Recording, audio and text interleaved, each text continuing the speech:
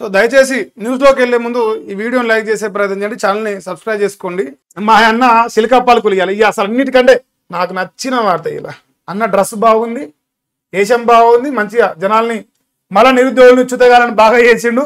నాకు నవ్వొస్తుంది. నిన్న నుంచి ఒక వీడియో వైరల్ అవుతుంది. రేవంత్ అన్న ఉస్మానియా మాట్లాడింది, చూద్దాం వార్త. ఆక్స్ఫర్డ్ స్టాన్ఫర్డ్ లా ఉస్మానియా ఉంటుందంట.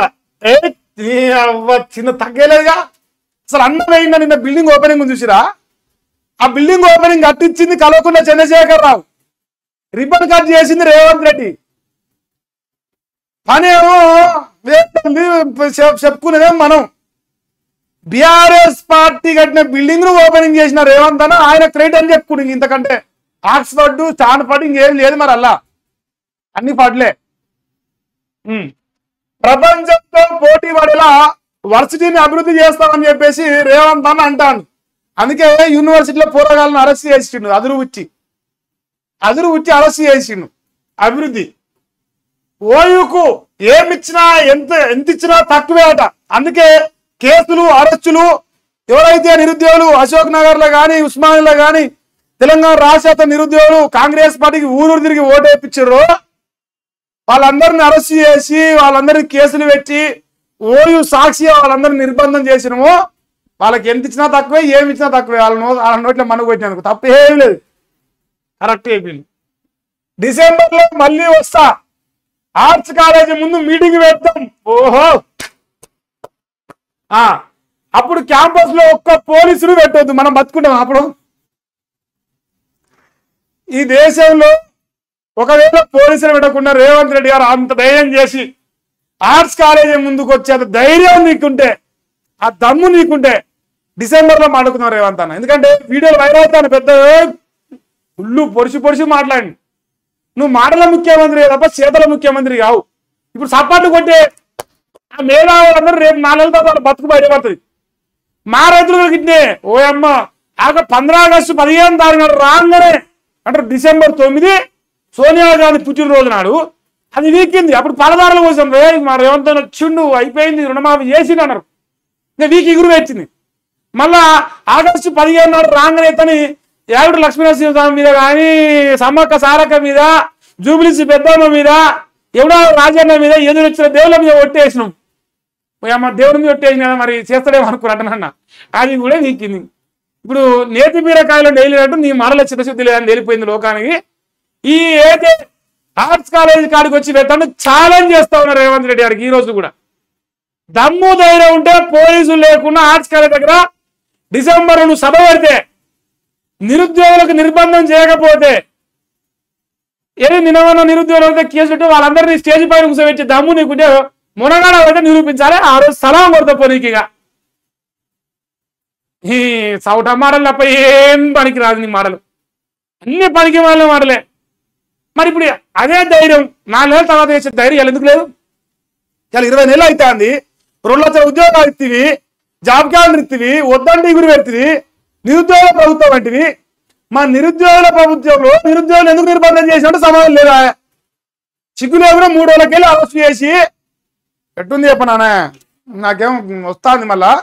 రేవంత్ అన్న 4 బర్రెలను కోసుకు తిన్న కషాయం అంటే వచ్చి లేదు అయిపోయింది, నేను ఇవాళ నుంచి పత్తిత్తున అవుతాను అంటున్నాడ. అది నీ లెక్కనే ఉంది. అది నువ్వు కూడా కట్టినా, నువ్వు కషాయం నిరుద్యోగులకు. మరి వీడియోలు చేసుకుంటే ఇక చిగ్గు లేకుండా.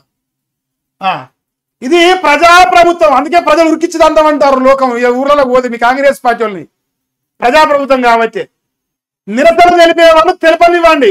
అందుకే అరెస్ట్ చేసిండు నిన్న మొన్న 3 రోజులు. కేసీఆర్ కు మళ్ళీ అధికారం ఇస్తే ఓయూను ప్లాట్లు చేసి అమ్మిస్తాడు. నువ్వు రిబ్బన్ కట్ చేసింది మరి ప్లాటే. రిబ్బన్ కట్ చేసింది కల్వకుంట్ల చంద్రశేఖర్ రావు కట్టించిందని మనం రిబ్బన్ కట్ చేసినాం. అందుకే ప్లాట్లు చేసింది. అవుతురు ఇట్లా ముక్కలు వేలేసుకొని అవుతురు లోకం.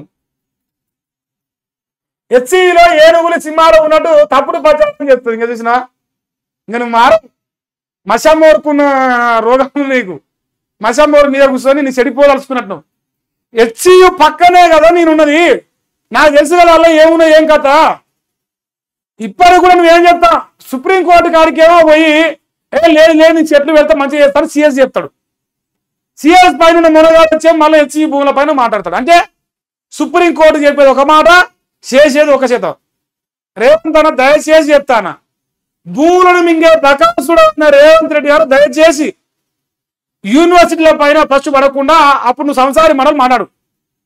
ఇదే యూనివర్సిటీకి వస్తేవి ఫుట్బాల్ ఆడితే వాళ్ళని ఎగిరితా అంటాండి. ఇప్పుడు వాళ్ళని వాళ్ళ భూమిని గుంజుకుంటా నువ్వు సుఖమైన వాడవా? రాష్ట్రంలో ఏనుగులు సింహాలు లేవు, ఉన్న మానవ మృగాలు కూడా ఫామ్ హౌస్ లో ఉన్నాయి. అందుకే ఫామ్ హౌస్ లో వండుకున్నాడు కావాలి. 20 గంటలు పనిచేసే మునగాడు మాకు వద్దా అంటారు లోకం. చెప్పు, బూతులు వినిపిస్తున్నాయి ఇప్పుడు లోకంది. ఆ బూతులు వినిపిస్తే సస్తా ఊరేసుకొని సస్తావు, బతకం కూడా బతకవు లోకం తిట్టే తిట్లకు. వాళ్ళ ఇంటిల్లి పాది మంత్రులు కావచ్చు, తిరుపతి రెడ్డి, కొండల రెడ్డి, ఫైన్ కురేసి, రేవంత్ రెడ్డి, ఇక మళ్ళా ఫ్యామిలీ సభ్యుల కాడికి నేను పోన్లే. రేవంత్ అన్న మాట్లాడతా ఇంటిల్లి పాది మంత్రులే. ఓడేమో ఒంటరిగా కాన్రాయ్ ఉంటాడు, ఓడేమో గన్మేన్ ఉంటాడు, ఓడేమో డైరెక్ట్ సిగ్గు లేకుండా వాడు దళితుడు కాంగ్రెస్ పార్టీ ఆఫీస్ లెక్క సెక్రటరీ పోయి ప్రెస్ మీట్ పెడతాడు, సమీక్ష అంటాడు. ఈ జోలి పాడి కాదు మళ్ళా నాకేమో ఎట చెప్తాడు రేవంత్ అన్నది.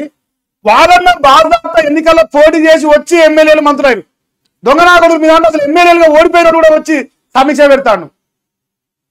నీ అన్న అంటే ప్రోటోకాల్ ఇంకా ఆయన నీ జడ్పీటీసీ కూడా తక్కువనే, వార్డు నెంబర్ కూడా గది లేదు నీ అన్నకు. సిగ్గు లేకుండా నీ అన్నకేం గవర్నమెంట్ పెడతావు, మళ్ళీ నువ్వు చెప్తావు మంత్రుల గురించి. సిగ్గులేని చింతపండు నాకెందుకనంట సిగ్గి. కానీ కోదండరావు ఎమ్మెల్సీగా ఉండొద్దా? మరి నాయన ఉండొద్దని కూడా అంటలేడు, రాజ్యాంగబద్ధంగా ఉండాలంటారు. రేవంత్ అన్న రాజ్యాంగబద్ధంగా ఉండాలంటారు. కోదండరావును 15 రోజుల్లో మళ్ళీ ఎమ్మెల్సీ చేస్తాం. అయిపోయిందా అంటే నిరుద్యోగుల చుతగాలం చేస్తామని చెప్పి చెప్పకు. నిరుద్యోగుల చుతగాలం చేస్తాం, నిరుద్యోగులకు ఉద్యోగాలు ఇచ్చేదాని మీద వేసుకోకు. కోదండరామిరెడ్డి నిరుద్యోగుల్ని కుడిపించింది కదా మల్లె మొగ్గలు, ఆ కుడిపించిన ముఖ్యమంత్రి చేద్దాం, మళ్ళీ 15 రోజులు తీసుకొస్తావు. మరి ఇదే 15 రోజులు 2 లక్షల ఉద్యోగాలు వేస్తావా? అడగకరి పాస్ ఆ ప్రశ్న అడుగుతున్నాను. 6 నెలల్లో 40,000 ఉద్యోగాలు భర్తీ చేస్తామని ప్రకటన. ఓయిలో హాస్టల్ భవనాలకు ప్రారంభోత్సవాలు శంకుస్థాపన. ఈ భవనాలు ఈ కథ కలుపుకున్న చంద్రుడు మహనీయుడు చంద్రశేఖరరావు కట్టినట్టు అంటున్నారు కదా, వాళ్ళే చెప్తురు. నువ్వు 40,000 ఉద్యోగాలు అంటున్నావా? 55,000 ఉద్యోగాలు నువ్వు ఇచ్చిన దాంట్లో కేసీఆర్ ఇచ్చిన తుప్పకాయ 5,000 నువ్వు ఇచ్చిన అంటారు. నేను చెప్తలేం, నిరుద్యోగులు చెప్తురు. ఇంకేంటే ఠాగూర్ ఆడిటోరియంలో జరిగిన సభలో ప్రసంగం చేసిన రేవంత్ రెడ్డి గారు ఇంతవరకు మన చిలకపలుకుల చిలక మన రేవంత్ రెడ్డి గారట మాట్లాడడం నమ్మితే మీరు నమ్మరు, నేనైతే నమ్మను. మా అన్న అన్ని దొంగ మాటలే, ఒక్కరు కూడా పనికొచ్చే మాటలు ఉండవు, అన్ని దొంగయే ఉంటాయి. ఇంతవరకు ఉన్నదా ఈ వార్త. ఇంకా ఈ చిలకపల్లి గురించి నేను చెప్పలేను కానీ